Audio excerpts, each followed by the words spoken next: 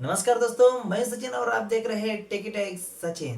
दोस्तों, आज का वीडियो बहुत ही मजेदार होने वाला है क्योंकि आज की इस वीडियो में अनबॉक्सिंग करने वाले हैं पोको X2 की। जी हाँ दोस्तों, पोको X2 की अनबॉक्सिंग करने वाले हैं और उसके स्पेसिफिकेशन के बारे में बात करने वाले हैं। तो चलिए दोस्तों, वीडियो को बिल्कुल भी मिस ना करें, अंत तक जरूर देखें।